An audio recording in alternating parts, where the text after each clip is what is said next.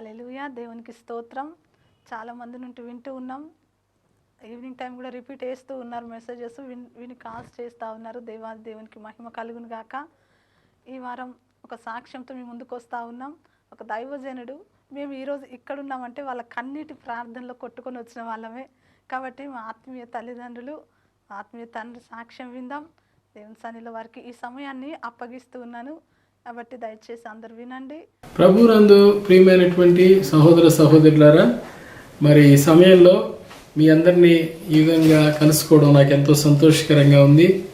మరి మీ అందరూ కూడా చాలా సంతోషంగా ఉన్నారని, ఆరోగ్యంగా ఉన్నారని నమ్ముతున్నాను. దేవుడు మీ అందరినీ ఆశీర్వదించును గాక.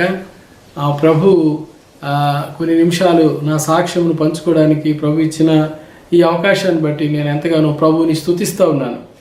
మరి ప్రభు ఈ సమయంలో మనందరినీ దర్శించును గాక. నేను నా యొక్క అనుభవ సాక్ష్యాన్ని పంచుకొనుకో మునుపు పరిశుద్ధ గ్రంథమైన బైబిల్ నుండి ఒక మాట చదవాలని ఇష్టపడుతున్నాను. తిమోతికి రాసిన మొదటి పత్రిక 1వ అధ్యాయము 12-13 వచనాలు ఈ విధంగా చెబుతున్నాయి. పూర్వము దూషకుడను, హింసకుడను, హానికరుడనైన నన్ను తన పరిచర్యకు నియమించి నమ్మకమైన వారిగా ఎంచినందుకు నన్ను బలపరిచిన మన ప్రభు అయిన క్రీస్తు యేసుకు కృతజ్ఞుడనైనాను. తెలియక అవిశ్వాసం వల్ల చేసి తిని కనుక కనికరింపబడితే. ప్రియమైన వారులారా, నిజంగా ఈ వాక్యము నా యొక్క జీవితంలో నెరవేరింది. నేను ప్రభు నమ్మకం ముందు తెలియక అవిశ్వాసం వల్ల నేనెంతో హానికరుడనుగా, హింసకుడనుగా, మరి నేను దేవదోషకునిగా ఉంటిని. అయితే ప్రభు తన మహా కనికరమును బట్టి, కృపను బట్టి నన్ను వెంటాడి రక్షించి ఉన్నాడు. కనుక ఇది ఏ విధంగా జరిగింది అనేది నేను మీతో పంచుకోబోతున్నాను. దానికి ముందుగా ఒక చిన్న ప్రార్థన చేసుకుందాం. అందరూ కూడా తల వంచి కళ్ళు మూసుకోనండి. ప్రియమైన తండ్రి, ఈ సమయం బట్టి స్తుతిస్తూ ఉన్నాము. ఈ సమయం మాకు ఆశీర్వాదకరంగా చేయండి ప్రభువా. ఈ సాక్ష్యము వింటున్నటువంటి మా ప్రియమైన సహోదరులు సహోదరులందరినీ కూడా ఆశీర్వదించండి. వారితో మాట్లాడండి ప్రభువా. మీ కుమారుని మహిమపరచుకోనండి. కేవలము ప్రభువా నీకు మాత్రమే మహిమ రావాలని మేము కోరుకుంటూ ఇష్టపడుతున్నాము ప్రభువా. మరి మీ హస్తానికి అర్పించుకుంటూ ఉన్నాము. ఏ మాటలు అవసరమో అవి దయచేయండి ప్రభువా. మమ్మల్ని మేము వ్యక్తపరచుకోకుండా నిన్ను మాత్రమే వ్యక్తపరచాలని మేము కోరుకుంటూ ఉన్నాము ప్రభువా. నీ హస్తాలకు అర్పించుకుంటూ ఉన్నాము. అలాగా ఈ యొక్క సాక్ష్యం వింటున్నటువంటి ప్రియులందరినీ కూడా ఆశీర్వదించమని, రక్షణ లేని వారికి రక్షణ ఇమ్మని, రక్షింపబడిన వారిని బలపరచమని ప్రభు అయిన యేసుక్రీస్తు వారి దివ్యనామమున ప్రార్థించి వేడుకుంటున్నాం తండ్రి. ఆమేన్. ప్రియమైన వారులారా, మరి నా యొక్క పేరు, నా తల్లిదండ్రులు పెట్టిన పేరు వెంకట సత్య వరప్రసాద్. అయితే నేను ప్రభువుని నమ్మిన తరువాత, బాప్తిసం తీసుకున్న తరువాత దైవ సేవకులు నా పేరు దైవప్రసాద్గా మార్చి ఉన్నారు. మరి మా యొక్క స్వగ్రామము పశ్చిమ గోదావరి జిల్లా భీమవరం తాలూకా చెరుకువాడ అనేటువంటి గ్రామం.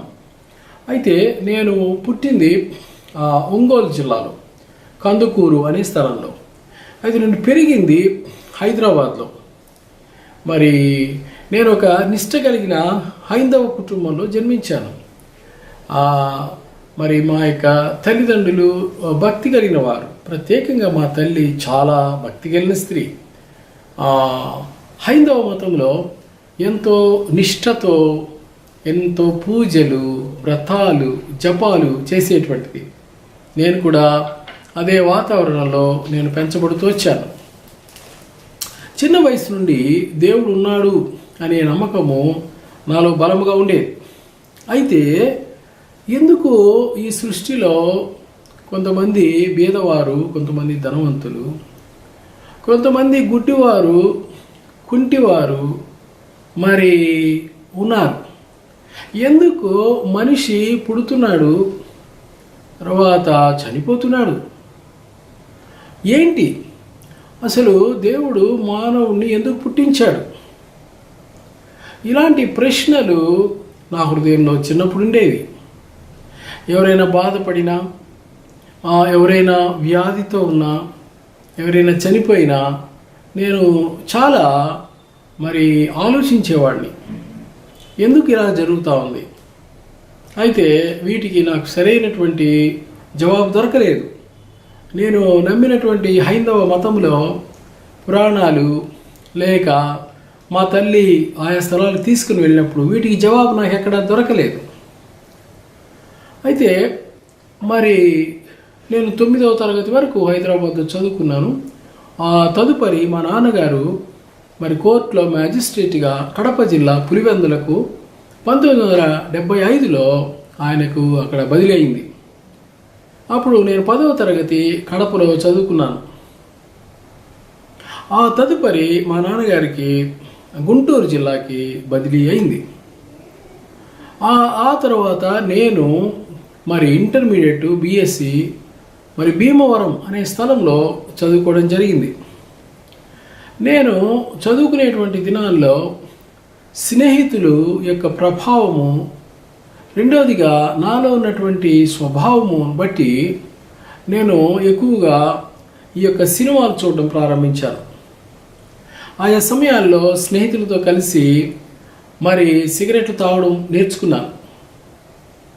అంతేకాకుండా నేను చదవకూడని పుస్తకములు, అసహ్యమైన పుస్తకములు చదివేవాడను. వీటన్నిటి ద్వారా నేను గ్రహించింది ఏంటంటే నా హృదయము చెడ్డదని నాకు అర్థమవుతూ వచ్చింది. నా తలంపులు, నా ఆలోచనలు, నా చూపులో మరి పాపముంది అని అర్థమైంది. కానీ దాని నుండి నేను బయటికి రాలేకపోయాను. కొన్ని దినములైన తర్వాత, అనగా నేను మరి బీఎస్సీ ఫస్ట్ ఇయర్లో ఉన్నప్పుడు నేను ఈ సినిమాలు వల్ల గొప్ప నష్టం ఉందని నేను గ్రహించి మానివేయాలని చాలా ప్రయత్నం చేసినాను. అయితే నా వల్ల కాలేదు. ఒక 3 వారాలు అతి కష్టం మీద నేను సినిమాలు మానేశాను. అయితే మరి వెంటనే 3 వారాలు అయిపోయిన తర్వాత వరుసగా 3 సినిమాలు చూశాను. మరలా ప్రయత్నం చేశాను. మరలా 2 వారాలు మానేశాను. మరలా 2 సినిమాలు చూశాను. ఏంటి దీని అర్థం అంటే, నా యొక్క హృదయము, నా మనస్సు నా స్వాధీనంలో లేదు. కాబట్టి నేను ఏది వద్దనుకుంటున్నానో అది చేస్తూ ఉన్నాను. ఏది చేయాలనుకుంటున్నానో అది చేయలేకపోతున్నాను. నాలో వేరొక 2 మనుషులు ఉన్నట్టుగా నాకు అర్థమైంది. ఇలాంటి పరిస్థితుల మధ్యలో నేను మరి ఒకసారి మా యొక్క బంధువుల ఇంటికి వెళ్ళినప్పుడు అక్కడ ఒక హైందవ కుటుంబానికి చెందిన వ్యక్తి ప్రభు సేవ చేయుచుండగా అతను నిడదవోలు సమీపంలో ఒక గ్రామంలో ప్రభు అయిన యేసుక్రీస్తుని గురించి నాకు చెప్పి ఉన్నాడు. యేసు ప్రభు నిజమైన దేవుడు, ఆయన సృష్టికర్త అని చెప్పినప్పుడు నేను నమ్మలేదు. నేను వాదించాను. మాకు హైందవ మతం ఉన్నది. మా తల్లి నాకు చెప్పేది మనకు 3 కోటి దేవతలని చెప్పేది. అయితే నేను అనుకునేవాడిని యేసు ప్రభు అంటే క్రైస్తవుల దేవుడు, తెల్లవాళ్ళకి దేవుడు. ఆయన ఈ యొక్క బ్రిటిష్ వాళ్ళు ఈ మతాన్ని మన దేశానికి తెచ్చారు అని అనుకునేవాడిని. అయితే నాకు చెప్పిన వ్యక్తి, బాబు దేవుడు ఒకడే, కులానికి ఒక దేవుడు, మతానికి ఒక దేవుడు లేడు అని చెప్పాడు. అంతేకాదు, ఎవరికైనా ఒక తల్లి ఒక తండ్రి ఉంటారు, ఎవరికి కూడా 2 తల్లులు 2 తండ్రులు ఉండరు. అంతేకాదు, ఆకాశంలో సూర్యుడు ఒకడే, ఇన్ని దేశములకు ఒకే సూర్యుడు, ఇన్ని దేశాల వారికి ఒకే గాలి. కాబట్టి ఇవన్నీ ఏం చెప్తున్నాయి, చూపిస్తున్నాయంటే దేవుడు ఒకడే అని చెప్పినప్పుడు అప్పటికీ కూడా నేను నమ్మలేదు. అయితే ఆయన చివరికి ఒక సలహా ఇచ్చాడు. నీకు నిజముగా దేవుడిని తెలుసుకోవాలందా అని అడిగాడు. అంటే అవునని చెప్పాను. అప్పుడు ఆయన ఇచ్చిన సలహా ఏమంటే, సృష్టికర్తమైన దేవా, నాకు కనబడి మాట్లాడు, నీ పేరేమిటి, నీ అవతారం ఏమిటి అని ప్రార్థన చేయమని కోరాడు. అలా ప్రార్థిస్తే కొంతకాలానికి నిజమైన దేవుడు, పుట్టించిన దేవుడు, గాలి, నీరు, వెలుతురిచ్చిన దేవుడు నీతో మాట్లాడతాడని ఆయన చెప్పాడు. అప్పుడు ఆయన ఇచ్చిన సలహా నాకు చాలా బాగా అనిపించింది. ఎందుకంటే అందులో ఏ మతము లేదు, ఏ మతానికి చెందిన దేవుడు లేడు. సృష్టికర్తమైన దేవ, తల్లి గర్భములో నన్ను నిర్మించిన దేవ, గాలి, నీరు, వెలుతురిచ్చిన దేవ, నీ పేరేమిటి? నేను అంగీకరించాను. అది 1979 సంవత్సరం. మరి అది జూలై, ఆగస్టు మాసాలు ఆ సమయంలో. అప్పుడు నేను ఆ విధముగా ప్రార్థించడం ప్రారంభించాను. అంతకుముందు ఉన్న హైందవ మత సంబంధమైన భక్తి, పూజలు అవన్నీ ఆఫ్ చేసి జస్ట్ నేను నడుస్తున్నా, నేను ఇక్కడ ఒంటరి స్థలాల్లో నేను ఏ పని చేయుచున్నా, లేకపోతే దేవుడు జ్ఞాపకం వచ్చినప్పుడు, దేవా నాకు కనబడు, నాతో మాట్లాడు, నీ అవతారం ఏమి, నీ పేరేమిటి, అసలు ఎందుకు ఇన్ని మతాలు వచ్చాయి, ఇన్ని కులాలు వచ్చాయి అని ప్రార్థించడం మొదలుపెట్టాను. అప్పుడు సుమారు 4 మాసముల తరువాత ఒక రాత్రిలో ప్రభు అయిన యేసుక్రీస్తు వారు నన్ను దర్శించారు. నా కళ్ళు, నా ఆత్మనేత్రాలు తెరిచాడు. అప్పుడు నాకు అర్థమైంది, ప్రభు అయిన యేసుక్రీస్తు వారు నిజమైన దేవుడు, ఆయన లోకరక్షకుడు. ఆయన నా కొరకు సిలువలో రక్తము ధారలు ధారలుగా చిందించి నా కొరకు మరణించి 3వ దినమున తిరిగి లేచినాడనే సంగతి నాకు అర్థమైంది. ఆ తర్వాత నేను రహస్యముగా కొంతకాలము మరి ఒక పాస్టర్ గారి దగ్గరికి వెళ్ళి బైబిల్ తెచ్చుకొని కొత్త నిబంధన గ్రంథము చదువుట ప్రారంభించాను. తద్వారా మరి ప్రభువైన యేసుక్రీస్తు వారే నిజమైన దేవుడిని గ్రహించాను. అంటే దేవుని యొక్క లేక దైవత్వం యొక్క గుణలక్షణాలన్నీ కూడా ప్రభువైన యేసుక్రీస్తులో గుప్తమై ఉన్నాయి, ఆయనలో మాత్రమే ఉన్నవి అనే సంగతి నేను గుర్తించాను. దేవుడంటే ప్రేమ, దేవుడంటే పరిశుద్ధుడు, దేవుడంటే సర్వాధికారి, దేవుడంటే సర్వం ఎరిగినవాడు. ఈ గుణలక్షణాలు, సార్వభౌముడు అన్నీ కూడా ప్రభు అయిన యేసుక్రీస్తు మాత్రం, ఆయనలో మాత్రమే ఉన్నవనే సంగతి నేను గుర్తించాను. అంతేకాదు, ఆయన నా రక్షణ కొరకు సిలువలో వేలాడినాడని, రక్తము చిందించాడని, మృత్యుంజయుడిగా తిరిగి లేచాడని నాకు అర్థమైంది. ప్రభువునందు విశ్వాసం ఉంచాను. ప్రభువా, నేను ఒక పాపిని, నన్ను కరుణించు అనే ఒక కేక నాలో నుండి వచ్చి నా కళ్ళలోంచి కన్నీరు, పశ్చాత్తాపం పరిశుద్ధాత్మదేవుడు నాలో కలిగించగా, నేను ఒక దినాన్న 1979 సంవత్సరం నవంబర్ మాసంలో ఒకానొక దినమున యేసు ప్రభుల వారిని నా సొంత రక్షకునిగా, నా దేవునిగా నేను అంగీకరించాను. నేను ఒక గొప్ప అద్భుతాన్ని చూడగలిగాను. నాలో ఉన్నటువంటి గొప్ప బరువు దొరికిపోయింది. నశక్యమైనటువంటి ఆనందము, సంతోషం నాలోకి వచ్చాయి. గొప్ప విడుదల నేను అనుభవించాను. ప్రియులారా, నాకెవరు చెప్పలేదు, నువ్వు సినిమా చూడవద్దు, అబద్ధం చెప్పవద్దు, సిగరెట్ తాగవద్దు, చెడు స్నేహితులు చేయవద్దు, చెడు పుస్తకాలు చదవద్దు, ఎవరు చెప్పలేదు. అవన్నీ నాలో నుండి తొలగిపోయింది. కారణము, ప్రభువు ఆయన ఆత్మగా నాలోనికి వచ్చి ఉన్నాడు. ఆయన నిత్య జీవము, దైవిక జీవము నాలోనికి వచ్చింది. ప్రభు తన రక్తముతో నన్ను కడిగి శుద్ధి చేయడమే కాకుండా తన ఆత్మ ద్వారా నాలోనికి వచ్చి ఉన్నాడు. దాన్నే పునర్జన్మ అని బైబిల్ చెప్తుంది.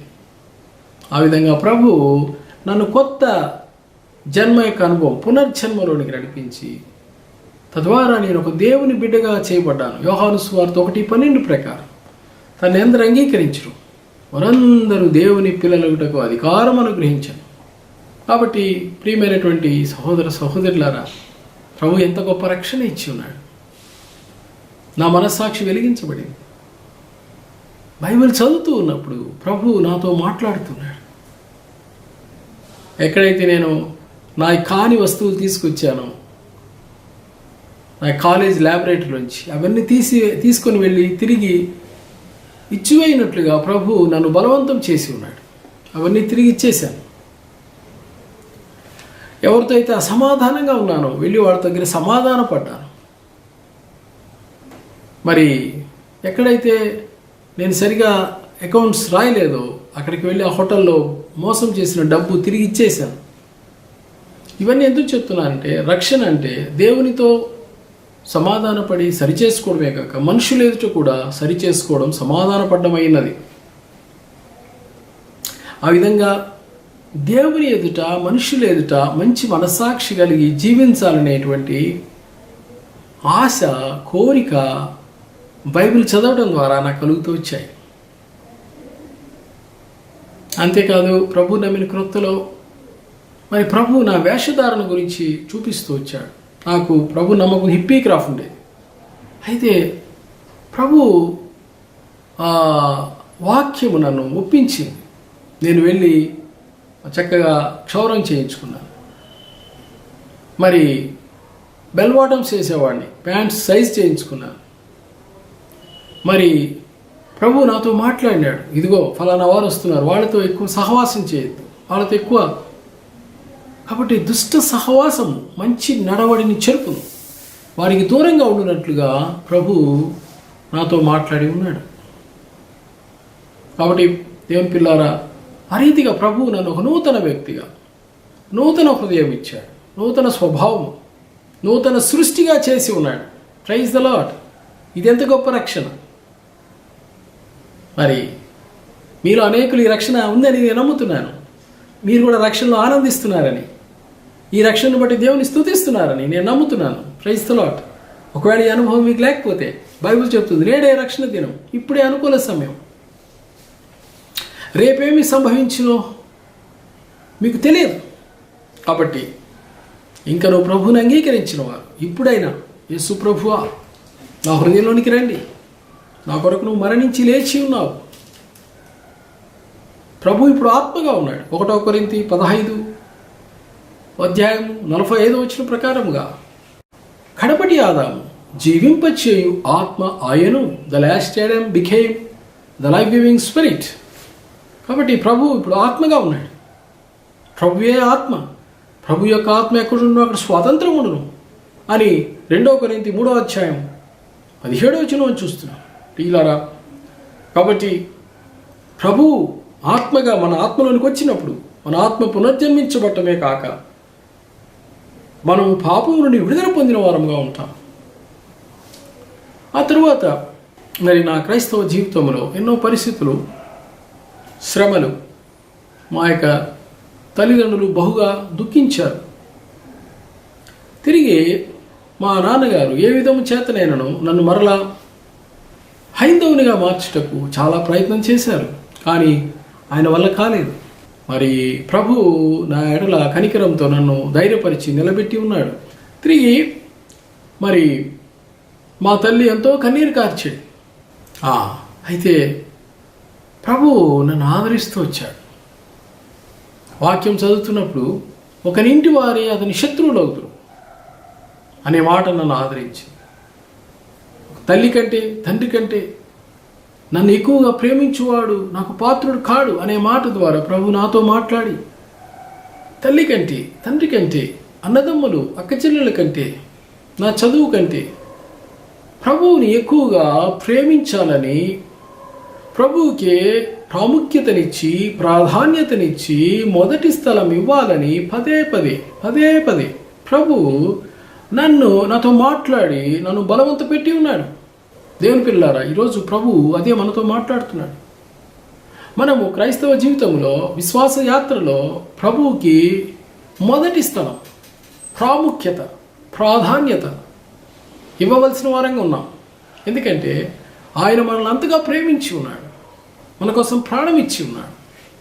కాబట్టి అనేక శ్రమలు అనుభవించిన తర్వాతనే ప్రభు తన రాజ్యంలోనికి ప్రవేశింపాలన్నటువంటి మాట అపోస్తల కార్యాలు 14:22లో ప్రభు నాతో మాట్లాడాడు. కాబట్టి ప్రియులరా, నేను అనేక శ్రమలు అనుభవించవలసి ఉన్నదని ప్రభు నాతో స్పష్టంగా మాట్లాడి ఉన్నాడు. ఆ తర్వాత మరి మా నాన్నగారు నా విశ్వాసంలో నన్ను తొలగించుటకు ఎన్నో విధాలుగా ప్రయత్నించారు. ఒక రహస్య క్రైస్తవుగా ఉండమని బలవంతం పెట్టి ఉన్నారు. అయితే నేను దానికి అంగీకరించలేదు. చివరికి హైందవ ఆచారాలు చేయాలని నేను చాలా బలవంత పెట్టబడి తిని, అయితే దానికి కూడా నేను అంగీకరించలేదు. వారు చెప్పిన ఆచారాలు పద్ధతులు నేను చేయటానికి ఇష్టపడలేదు. నేను పరిశుద్ధ గ్రంథమైన బైబిల్ను మాత్రమే అనుసరించిందని వారితో చెప్పినాను. ఆ కారణాన్ని బట్టి ఒకానొక దినమున మా తండ్రి గారు ఈ విధంగా చెప్పారు, నీకు నా ఇంట్లో స్థలం లేదు, మేము ఎవరైనా, నేను ఒక్కడే కుమారుడను కాబట్టి ఎవరైనా దత్తత తీసుకుంటాం అని వారు చెప్పి ఉన్నారు. దానికి నేను అంగీకరించాను. ఆస్తిలో ఒక్క పైసా కూడా రాదని చెప్పి ఉన్నారు. నువ్వు క్రైస్తవుడిగా ఉండినట్లయితే ఆస్తిలో ఒక్క పైసా కూడా, అప్పుడు నేను దాన్ని అంగీకరించినప్పుడు రాసిమ్మన్నారు. ఒక కాగితము తెచ్చి, ఇట్లా నేను క్రైస్తవుడైనందుకు నా హిందూ ఆచారం నేను చేయలేను కనుక మీరెవరైనా దత్తత తీసుకుంటకు నాకు అభ్యంతరం లేదు. తదనంతరము ఆస్తిలో ఎలాంటి హక్కు లేదని రాసిమ్మని చెప్పినప్పుడు నేను దానికి అంగీకరించి ఆ విధంగా 1983 సంవత్సరం సెప్టెంబర్ 24వ తారీఖున ఆ విధంగా రాసిచ్చాను. నేను ప్రభువైన యేసుక్రీస్తును సొంత రక్షకునిగా అంగీకరించి ఆయనను నమ్మి విశ్వసించి నేను బాప్తీసం తీసుకొని నేను ఒక క్రైస్తవునిగా జీవించకోరుచున్నాను. కనుక నేను ఎలాంటి పరిస్థితుల్లో హైందవ ఆచారాలు చేయలేను. కాబట్టి మీరు ఎవరైనా దత్తత తీసుకుంటే నాకు అభ్యంతరం లేదు. మీ ఆస్తిలో నాకు ఎలాంటి హక్కు లేదని నేను రాసి ఇచ్చినాను. అది మా నాన్నగారు తీసుకున్నారు. తీసుకుని ఈ రోజుతో నీకు నాకు నా సంబంధము తెగిపోయింది, నీవు నా దృష్టికి చచ్చిన వాడితో సమానం అనే మాట అన్నారు. కాబట్టి ఇంట్లో నీకు స్థలం లేదు. కాబట్టి నాకు 2 అక్కలు ఒక చెల్లి కనుక నాకు 3 అమ్మాయిలు అనుకుంటున్నాను. ఈ రోజు నుంచి నువ్వు నా దృష్టికి చచ్చినవాడు అని ఇంట్లోంచి నన్ను వెళ్ళిపోమని చెప్పారు. కాబట్టి ఆ దినమున ఆయన మాట మీద ఉండే వ్యక్తి, ఖచ్చితమైన వ్యక్తి. కాబట్టి ఆ విధంగా ఆయన చెప్పి ఆయన ఆఫీస్కి వెళ్ళిపోయారు. అప్పుడు మేము కరీంనగర్ జిల్లా మెట్టుపల్లి అనే స్థలంలో ఉన్నాం. అక్కడ మా నాన్నగారు అప్పుడు కోర్టు మ్యాజిస్ట్రేట్గా చేస్తున్నారు. అది మా నాన్నగారు ఆఫీస్కి వెళ్ళిపోయిన తర్వాత మా అమ్మ కన్నీరు కారుస్తూ వచ్చింది. నువ్వు వెళ్ళటానికి వీల్లేదు. 9 నెలలు నేను గర్భములో ధరించి కని పెంచి పెద్దవాడిని చేసిన తర్వాత ఈరోజు నువ్వు వెళ్ళిపోతానంటున్నావు, వెళ్ళడానికి వీల్లేదు. కాబట్టి ఆమె యొక్క వాదన ఏమంటే, కనబడుతున్న మేమే దేవుళ్ళం అంటే తల్లికి మించిన దేవుడు లేడు, తండ్రికి మించిన దేవుడు లేడు. అంటే ఒక మాట అనేది, దేవుడు 4వ స్థలం, తల్లి, తండ్రి, గురువు, దైవం. అయితే నేను చెప్పినాను బైబిల్లో ఆ విధంగా లేదు. బైబిల్లో దేవుడు మొదటి స్థలం, తర్వాత తల్లి, తండ్రి. తల్లినైనా తండ్రినైనా నాకంటే ఎక్కువ ప్రేమించేవాడు నాకు పాత్రుడు కాడనే మాటను ఆమె గుర్తు చేశాను. అయితే ఆమె కన్నీరు కారుస్తూ వచ్చింది. చివరికి నేను వెళ్ళుటగా ఎంత మాత్రం ఇష్టం, ఎందుకంటే అంత గారముగా నన్ను పెంచి ఉన్నది. అయితే ఆ సమయంలో నేను కూడా నా హృదయము కరిగిపోయి కన్నీరు కారుస్తున్న సమయంలో ప్రభు నాతో మాట్లాడి ఉన్నాడు, నన్ను దర్శించి ఉన్నాడు. ఒక మెల్లని స్వరము నేను వినగలిగాను. నీ తల్లి కార్చుచున్న కన్నీరు గొప్పదా, నేను కార్చిన రక్తం గొప్పదా? ఇప్పటికీ నాకు ఆశ్చర్యమే. అకస్మాత్తుగా ఆ యొక్క ఫ్లాష్, ఒక లైట్ లాంటి ఆ మాట నా హృదయాన్ని తాకింది. వెంటనే నా కన్నీరు ఆగిపోయింది. నా తల్లి ప్రేమ కంటే క్రీస్తు ప్రేమ ఎన్నో వేల రెట్లు అధికమైంది. ఆయన నా కోసం ప్రాణం ఇచ్చారు. చివరి రక్త బిందు వరకు ఆయన కార్చి ఉన్నాడు. కాబట్టి నా తల్లి కేవలము కన్నీరే కార్చగలదు, కానీ రక్తము కార్చలేదు. వాళ్ళ రక్తము కార్చినా దానివల్ల నాకు ప్రయోజనం లేదు. అయితే ప్రభువైన యేసుక్రీస్తు వారు కార్చిన రక్తము నా పాపములన్నీ క్షమించింది. ఆయన ప్రేమ బహు గొప్పది. కాబట్టి నేను నా కన్నీరు ఆగిపోయిన తల్లిదమ్మ, నువ్వు ఏడవద్దు. కేవలం నీవు 9 మాసాలు నన్ను గర్భమున ధరించి మోసి కని పెంచావు నిజమే, కానీ గర్భములో రూపించింది ఎవరు? సృష్టికర్త యేసు ప్రభు. ఆయన మాట వినాలి. ఒకటి ఆయన సృష్టికర్త, రెండవది ఆయన రక్షణకర్త. కాబట్టి నేను, మా అమ్మ ఒక మాట అంటూ వచ్చింది, నీ మీద నాకు అధికారం ఉంది, నువ్వు వెళ్ళడానికి వీల్లేదు. కాబట్టి నా తల్లికి ఒక వంతు అధికారం ఉంటే ప్రభువైన యేసుక్రీస్తు వారికి రెండంతల అధికారం ఉంది, సంపూర్ణ అధికారం. ఎందుకంటే ఆయన నా సృష్టికర్త, రెండోది నా రక్షణకర్త. కనుక నేను ప్రభువుని ప్రేమించడానికి, వెంబడించడానికి తీర్మానించుకునేనా. ఈ మాటలు మా అమ్మ చెప్పినప్పుడు, అమ్మా నువ్వు కేవలం కన్నీరే కారుస్తావు, కానీ యేసు ప్రభు రక్తమంతా కార్చు, ఏది గొప్పది నువ్వే చెప్పు అన్నప్పుడు ఆమె కన్నీరు ఆగిపోయింది. అప్పుడు వెంటనే అలా ఇది వెళ్ళొచ్చు. ఆ విధంగా 1983 సంవత్సరం సెప్టెంబర్ నెల 24వ తారీఖున నేను నా తల్లిదండ్రుల నుంచి వేరు చేయబడి మరి నేను గోదావరి కని అనే ప్రాంతంలోకి వెళ్ళాను. అక్కడ నేను ఒక టీచర్గా కొంతకాలం ఉద్యోగం చేశాను. తర్వాత ప్రభు నన్ను తన సేవకు పిలిచి ఉన్నాడు.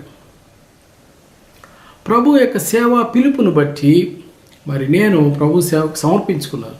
ఆ తర్వాత హైదరాబాద్ హెబ్రోన్లో మరి దైవజనుడు బక్సింగ్ గారు, ఆయన జతపని వారు అక్కడ ఉన్నారు. వారు మరి నాతో మాట్లాడి హెబ్రోన్కి రమ్మని ఆహ్వానించినారు. ఆ విధంగా నేను హెబ్రోన్కి 84వ సంవత్సరం సెప్టెంబర్లో హెబ్రోన్కి వెళ్ళడం జరిగింది.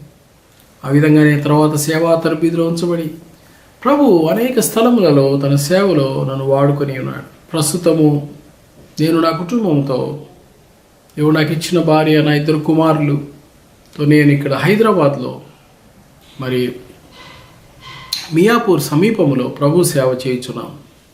ప్రభు ఎంతో నమ్మదగిన వాడు. నా తల్లిదండ్రులు నన్ను విడిచి నన్ను యెహోవా నన్ను చేరదీయును అను వాక్యము నా పక్షముగా ప్రభు నిజముగా నెరవేర్చి ఉన్నాడు. అందుకే నేను ప్రభుని స్తుతించున్నాను. కాబట్టి ప్రియులారా, నేను ఈ యొక్క సాక్ష్య ముగింపులో చెప్పున్నది ఏమనగా, మరి ప్రభువుని నమ్మిన వారు ప్రభువుకి మొదటి స్థలం ఇచ్చి ప్రభువుని ప్రేమించి వెంబడించు. ఆయన ఎంతో యోగ్యుడు, ఆయన ఎంతో అర్హుడు. అటు మొదటి ప్రేమకు ఆయన అర్హుడు. ఆయన వెంబడించేవారుగా ఈ రోజున అనేక మంది ప్రభు పిల్లలు నమ్మి రక్షించబడి వెనుకంజ వేస్తున్నారు. ప్రభువును వెంబడించడానికి బదులు లోకమును, బంధువులను, స్నేహితులను, డబ్బును వెంబడించున్నారు. ప్రియులారా, మనం ఈ రోజున ప్రభువుని నమ్మిన మనం ప్రభువుకు మొదటి స్థలం ఇచ్చి అందరికంటే అన్నిటికంటే ఎక్కువగా ఆయన ప్రేమించుటకు మనం బద్దులమైనాం. కాబట్టి ప్రభుకు మన జీవితంలో అర్పించుకుందాం. ప్రభు నన్ను రక్షించి సేవకు పిలిచి గడిచిన అనేక సంవత్సరములు, సుమారుగా ఇప్పటికి నేను రక్షించబడి సుమారు 40 సంవత్సరములు దాటిపోయినది. మరి ప్రభు సేవలో సుమారు 37 సంవత్సరములు ప్రభు నన్ను అద్భుతంగా నడిపిస్తూ వస్తున్నాడు. ఆయన ఎంతో నమ్మదగినవాడు. కాబట్టి ఒకనొక సమయంలో మా తల్లిదండ్రులు నాకు దూరమైనప్పుడు ప్రభు వచ్చిన ఆదరణ, ప్రభువుతో నేను ఎంతో సన్నిధిలో ఉన్నప్పుడు, శిష్యుడు బోధకుని కంటే అధికుడు కాడు, దాసుడు యజమాని కంటే అధికుడు కాడు, ఈ మాట నన్ను ఎంతో ఆదరించింది. కాబట్టి ప్రభువుగా, బోధకుడిగా, యజమానుడిగా నాకు ముందు ప్రభు శ్రమల గుండా వెళ్ళి అదే మార్గం నేను కూడా శ్రమల గుండా వెళ్ళాలని ప్రభు జ్ఞాపకం చేస్తూ వచ్చినాడు. కాబట్టి ప్రియులారా, ఈ దినమున మనమందరం కూడా ప్రభుని మొదటిగా ప్రేమించి, ప్రాముఖ్యతనిచ్చి, మొదటి స్థలం ఇచ్చి, ఆయన ప్రేమించి వెంబడించినట్లు ప్రభు మనందరినీ బలపరచునుగాక. ఈ కొన్ని మాటలు మీ జీవితములకు, మీ కుటుంబములకు, వినువారందరికీ ఆశీర్వాదకరంగా ఉండునుగాక. ఆమేన్, ఆమేన్. హల్లెలూయా. దేవునికి స్తోత్రం. ప్రార్థన చేసుకుందాం. ప్రభా మీకు స్తోత్రం తండ్రి, పరిశుద్ధుడా, మహోన్నతుడా, మీకు స్తోత్రం స్తోత్రం తండ్రి. మా ఆత్మీయ తల్లిదండ్రులు, మా తండ్రి గారు ప్రభా, ఇంతవరకు మీరు తన జీవితంలో చేసినటువంటి ప్రతి కార్యమును బట్టి ప్రజలందరూ సాక్ష్యం ఇవ్వడానికి మీరు చూపిన కృపకై స్తోత్రం. వారిని బలపరచండి, మంచి ఆరోగ్యం దయచేయండి ప్రభా, మీ కాపుదల దయచేయండి, వారి సేవను విస్తరింపచేయమని ప్రార్థిస్తుంటున్నాను తండ్రి. విని వారందరిపైన మీ కృపను కుమ్మరించండి తండ్రి. ఎంతమంది అయితే మీ కొరకు ప్రభా మీ సిలువను ఎత్తుకొని మిమ్మల్ని వెంబడిస్తూ ఉంటున్నారో యేసయ్య, మీరు వాగ్దానం ఇచ్చినారు తండ్రి, మంది హింసలతో పాటు 100 రెట్లు ప్రతిఫలం ఇస్తానని. ప్రభా మీ బ్లెస్సింగ్స్ ఒక్కొక్కరిపైన ఉండ దయచేయమని ప్రార్థిస్తూ, మహిమ ఘనత ప్రభావం మీకు చెల్లిస్తూ, నజరేయుడైన యేసుక్రీస్తు ప్రభు వారి శక్తిగల ఉన్నత ప్రశస్త నామంలో స్తుతించి ప్రార్థించి బ్రతిమాలి వేడుకొనుచున్నాను తండ్రి. ఆమేన్.